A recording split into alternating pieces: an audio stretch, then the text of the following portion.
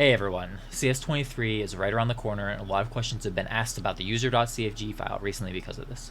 Over the last year I've asked people who know far more than I do to help explain the CFG. Today one of those people is joining me to make this video. Hey G, my name's Carbonfire with Mech Enjoyers. I've been working on CFG files with this game for probably 4 or 5 years now, and yeah, hopefully I can answer some of those questions. We'll be going over what the CFG is, what you can do with it, and if you're allowed to use it in quick play and competitive. I'll provide a CFG file for both potato PCs and for higher end PCs in the description, and we'll be showing my current CFG throughout this video. So, what is the user CFG exactly? Would you care to explain, Carbon? Yeah, sure. So your user's CFG is all the settings that you can adjust in the in-game settings menu in the form of a file and then some. Is probably the easiest way to think of it. So there's a lot of settings that were put into this game 10 years ago when it was made. Things have changed a lot. Performance of hardware has changed. And we can fine tune that for either better performance or better visual quality. When this game was made back, what was it, 2011, they were having to make some design decisions to say, okay, people's hardware isn't capable of rendering buildings in full detail at 2,000 meters. Nowadays, that isn't so much of as a problem, but there still are things that do cost a lot of FPS that were in the game by default, like missile effects and other particle effects that we can turn down. And with the saved performance, we can go and turn up like visual things. So your view distances, when you're trading at 1,200 meters, we can have all the buildings and all the objects rendered in their full detail. So you're not hitting invisible walls and frustrating terrain that has poor geometry. Okay, so first thing that you need to do is make sure that your in-game settings are all to low or off, and you can leave textures, whatever value you like. That won't matter. But the important thing is go to your advanced options under video, make sure everything is low or off except for texturing. And what this does is these settings are referenced when the game loads a match. So as long as these are set to their lowest value, it shouldn't override things that we have in our CFG file. If you set these to higher values, there's a chance that it will be overriding things that we're trying to control in the CFG. So that all looks good, G. And all we need to do now is save it and close the game. Okay, now I go ahead and navigate to where my user.cfg file needs to be placed, but this will depend on where you installed MWO, and it will be different if you're not using the Steam client. Yeah, so there's two ways you can do it. You can find the game in the Steam client, right-click it in your library and go to local files. Or if you know where your SteamApps folder is, follow where G is going. That's SteamApps Common, then MechWarrior Online. And it is this root folder where you will be adding a tuning.cfg file that G will provide, as well as the user CFG file that G is already added here. The next thing that we'll need you to do is we need you to delete your shaders. So shaders are pre-compiled based on your previous settings. So we're making some changes here. We want to make sure that your shaders are deleted from your previous settings and that they get recompiled with the new settings that we're using in the CFG file. Those will be found under your C drive, users, your user, saved games, MechWarrior, and delete this folder called shaders. There we go. Okay, that's it. Now we can go look at our CFG file. All right, so I have pulled up my CFG here, and I'm going to be highlighting stuff as Carbon talks about each line, and he will explain what they do and what you might want to change it to. So starting off, con restricted 0. Right, so whatever CFG file you're using, you will need that in the file just to enable these commands. Then we go into the values here.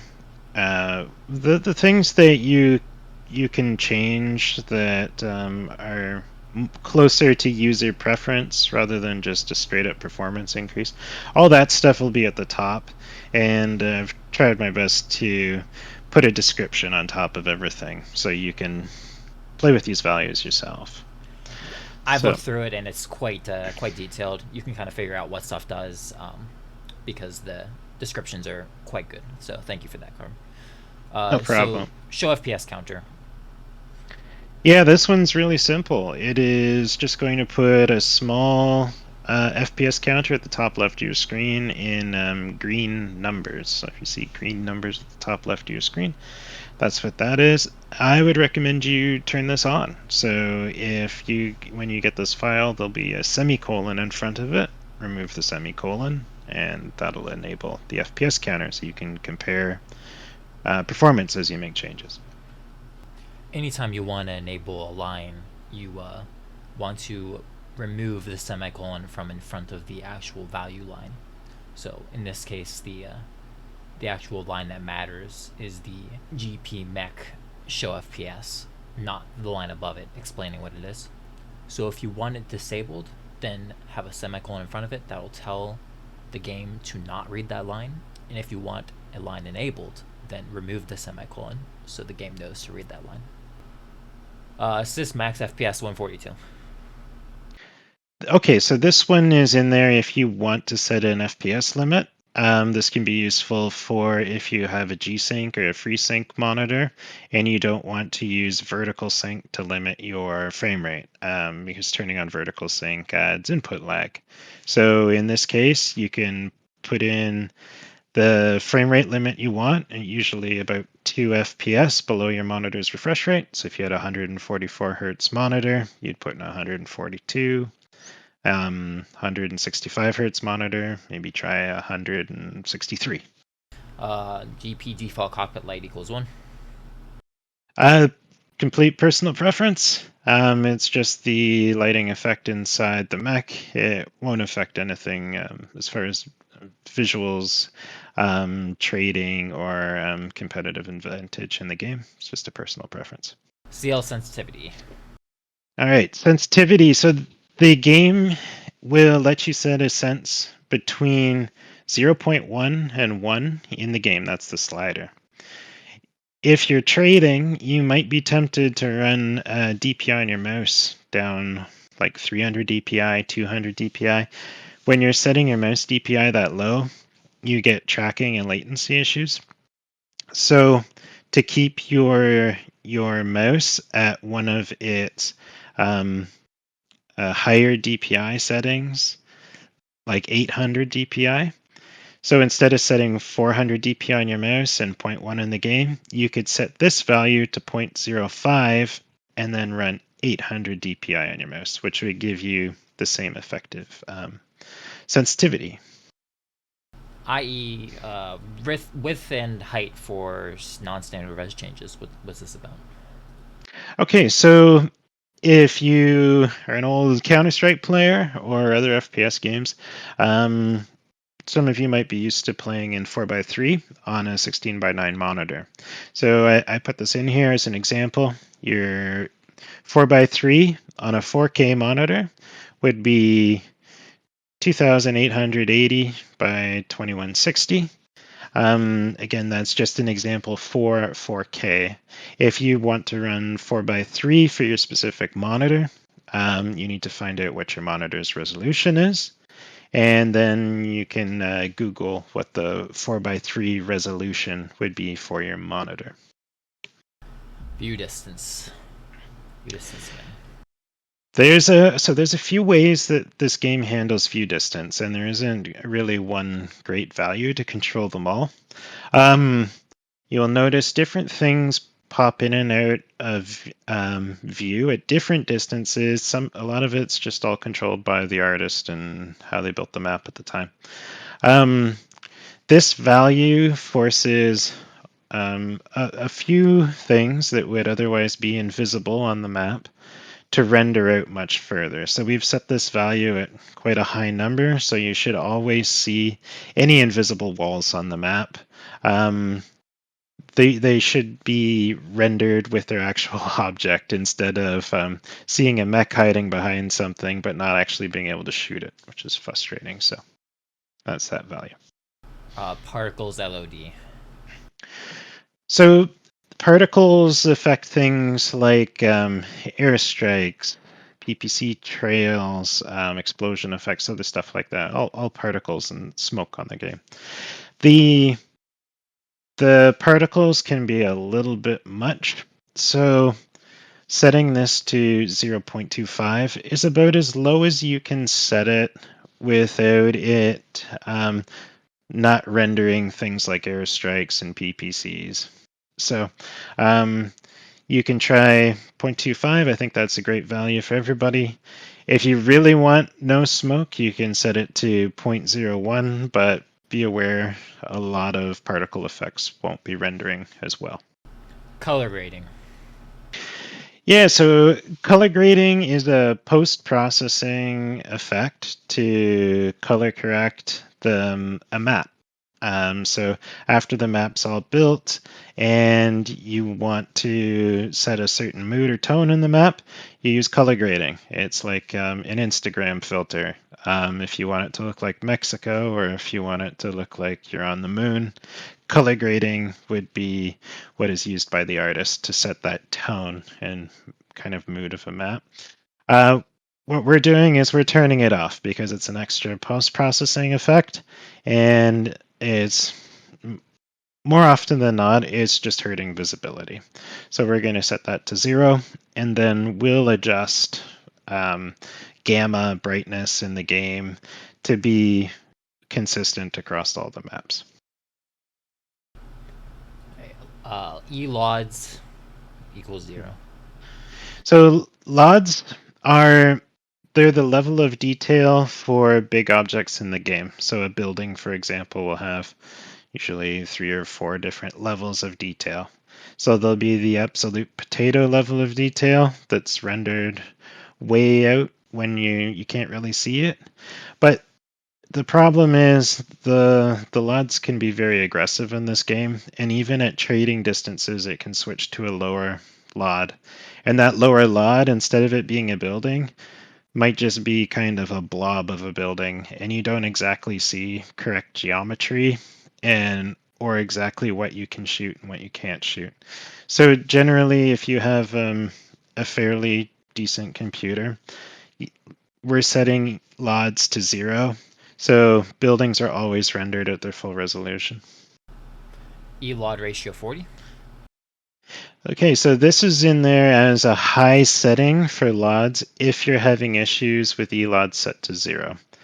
If you're having issues with LOD set to 0, comment out ELODs or set ELODs to 1, and then this ratio will start to apply.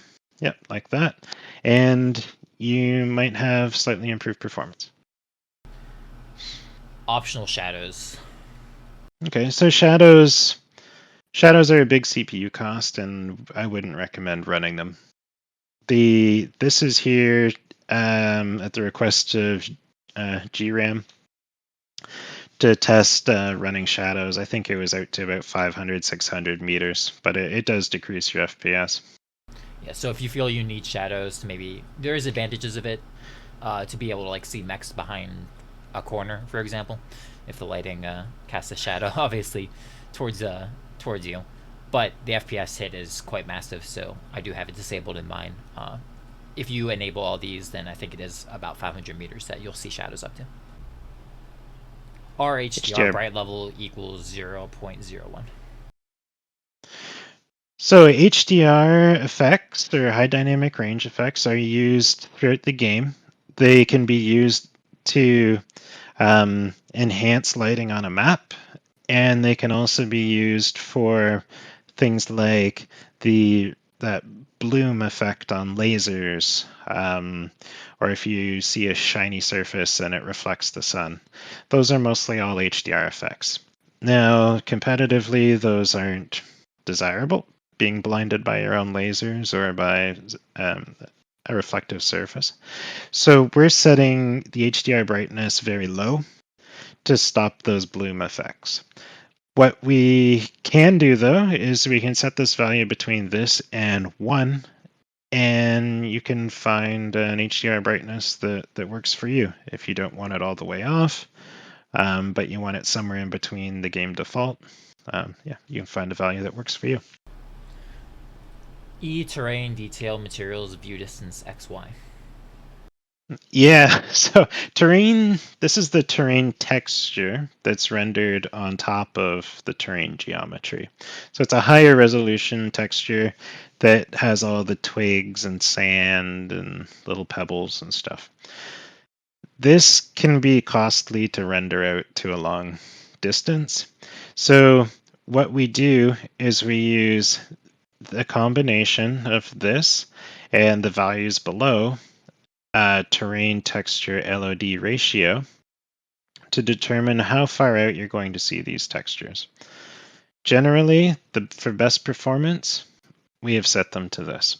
If you wanted to, you can either increase terrain detail materials view distance Z to a higher value. You could set it up to 2048 like the other value, and your terrain texture will render out probably 1,000 more meters.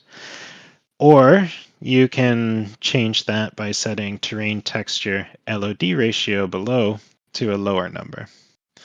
And you can set terrain texture LOD ratio to 0 to always render the terrain texture out to infinity on any map. That will cost you a lot of frame rate though. Yeah, so you kind of already mentioned these, but terrain LOD ratio equals 1 here. You have it that you set to 2 to Right. save FPS. Yeah, so that is it's related to the terrain geometry accuracy. So the further away you get from terrain, say as the snowbank on Frozen, if you have a high LOD ratio, it will go to a lower poly kind of terrain mesh faster. So if we were trading at say 1200 meters and that LOD ratio is higher, that snowbank might become just one or two flat surfaces instead of a higher detailed snowbank. And the problem with that is you don't exactly know what you can hit and what you can't hit. So setting it to 1 is the best compromise, where you should always see the terrain geometry rendered correctly so you know you can hit that mech or you can't hit that mech. GP mech disable auto target equals 1. This is just in here for people like you that want to not have the mech auto targeted when you fire at it. So this is just more of a setting that people get used to playing with. So for some people, it's helpful that the mech gets auto targeted when they shoot at it. So it's completely up to you guys if you want to use this or not. Yeah, I use it because I might have a reason to leave something else targeted while I'm shooting something else or while I'm looking at something else. But I think for most people they would want this on because you can sometimes forget to target the mech and stuff. So by default this is not enabled, but I have enabled my GP free cam stuff. Yeah, so this was another thing that was added as a quality of life. This will just help you make the spectator camera usable. It slows it down a bit to a more sane speed. Map decal max scale and min scale. Again, this was another user request one that lets you just scale decals larger and smaller than the limits that are previously set in the MechLab. Remove trees, vegetation, the vegetation min size here. Okay, so we've put this in because it is used by a lot of players in high level comp. It's been known for quite a long time. So we've included it so you can see what it looks like as well and choose to use it. This will remove trees and other non-collidable foliage on all the maps.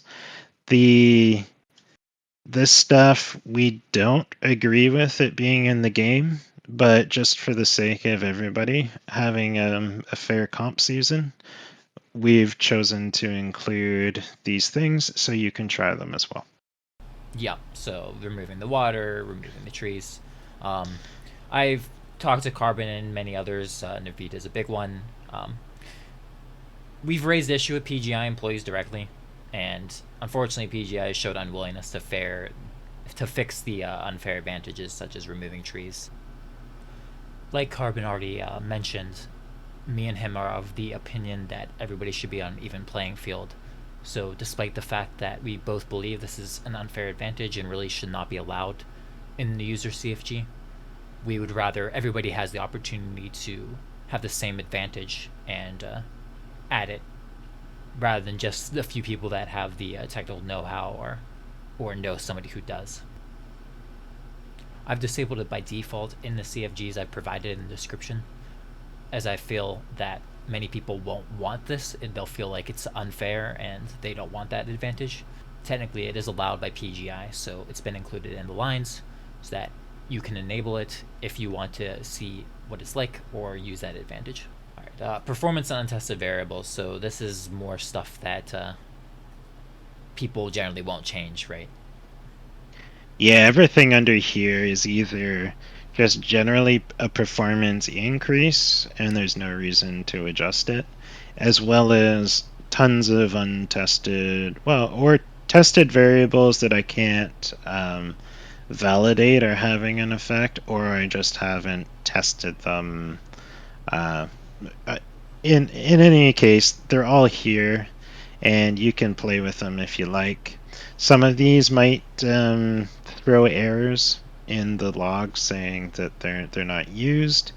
There's definitely a case where you might get one of those errors in the logs, but then that command actually is used in an online match. So, anyways, it's here for everybody to play with. You can adjust things in here. I don't think there's much performance left on the table by adjusting them, but there they are. Are you allowed to use it in quick play? What about CS23? You are allowed to use it in both. So quick play first by PGI's own policy. As you can see here, this is the code of conduct. You can find this in the description. I'll have a link so you can see for yourself. But if you scroll down, you'll see that it mentions modifying aside from those expressly listed before. Below, the user.cfg file is listed here, and then there's a separate section that says modifying the user.cfg file. And I'll go ahead and read it here now. By modifying the user.cfg file, players may be able to tweak settings not directly available to the player using the options provided in the game client.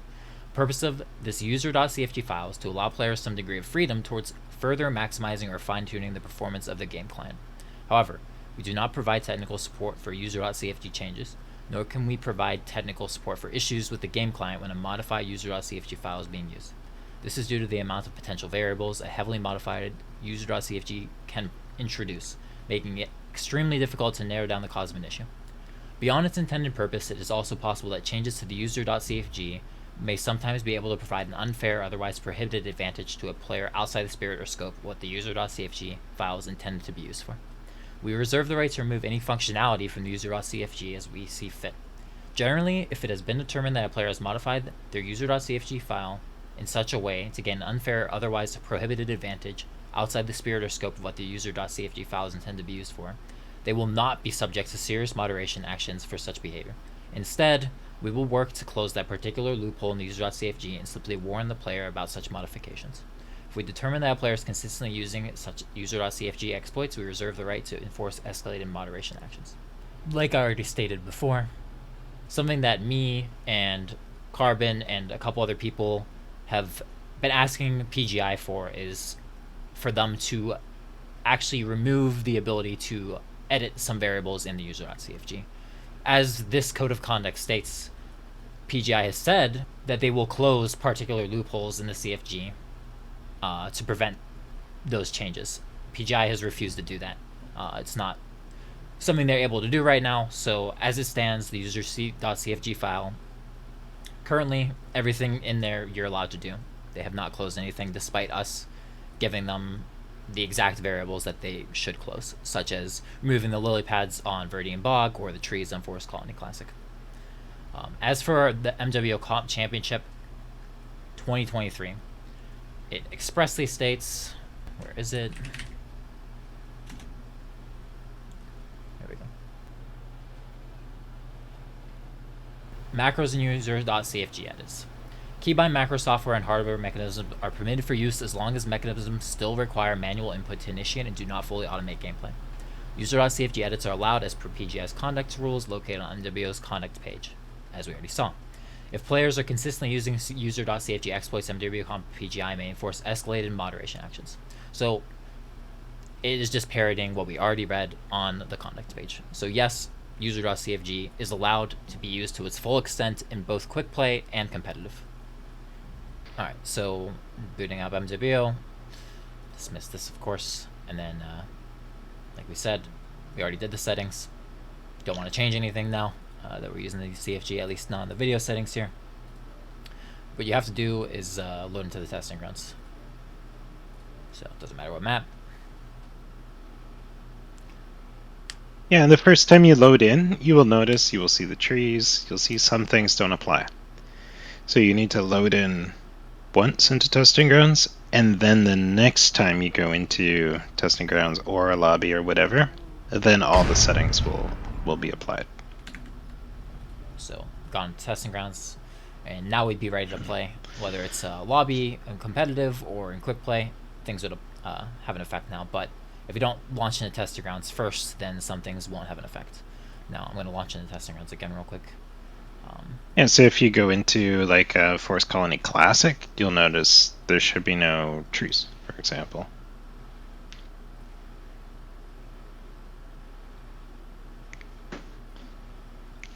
Now you did say that you can't change any. You can't go into the settings menu when you're in game, right? So you shouldn't click. Right. So there's one thing you should never do. If you open up the settings menu and apply another setting while you're in game, the game will immediately just pick up the defaults from the in-game settings and ignore your CFG. So if you make a change in settings, and it can be a keybind, it could be your audio, it doesn't matter. It will reset your all the CFG settings, or it'll override them. So generally, make sure you get this all sorted out first, so you're not coming in here and making changes in a match or in a quick play game. Make sure you go back out to lobby after making changes, load testing grounds, make sure everything looks good, and then you're good to go for your next game. Yeah, so you can change the settings in this main menu screen, right, without causing issues. Yeah, I'd still recommend you go into a testing grounds, make sure it looks good. Yeah. But if I want to change my keybinds, I should do it in this screen here at the main menu, not in testing grounds or in game, right? Yeah, I would strongly resist the urge to make any changes when you're in a game that you have yet to complete. So, yeah. Unless it's like game breaking, I wouldn't touch your settings in game. Okay. Yep. Anything else? I would say if you're new to CFGs and setting this up, generally the FGRIM open up your video settings again. you notice how GRAM's brightness is set to 0.5 and then his gamma is set to 1.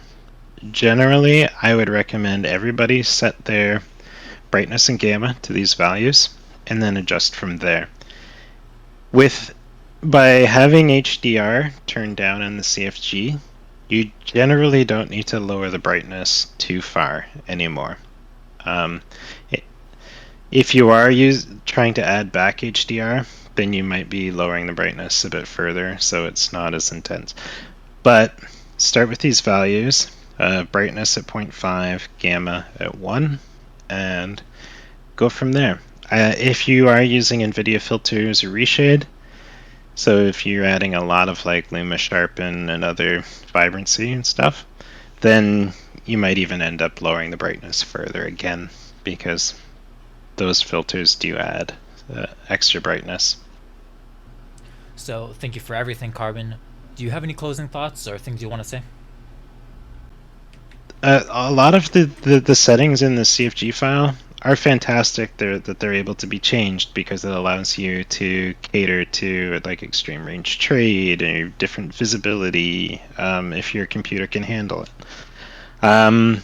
Unfortunately, there are those, I would say, at least two settings that are egregious, maybe a third one, if we want to argue, competitive advantage.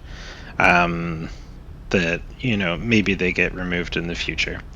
But it's important to remember, like the biggest part of having a CFG file and then doing this tuning is generally so you can make the game perfect for what competitive environment you're going into, or if you want to, just make it as beautiful as possible. It allows that flexibility. So it's a good thing that we're able to do this, but there are those settings that can be abused.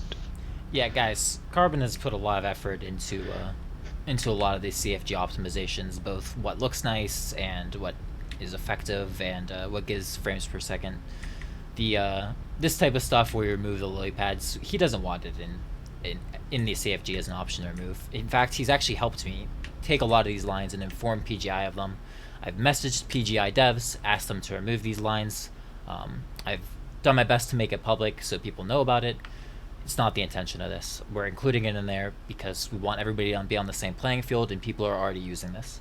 It's not something Carbon is stuck in and taught me about. No, he's doing this to help the community. So please do not get the wrong idea and think that he's cheating or anything of the sort. That is not true.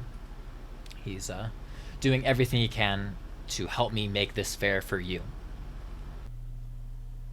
Okay, I think that's everything. So thank you for watching, and if you have any questions, leave a comment down below. I'll do my best to respond to anything that I can answer. Good luck in CS23, guys, and have fun.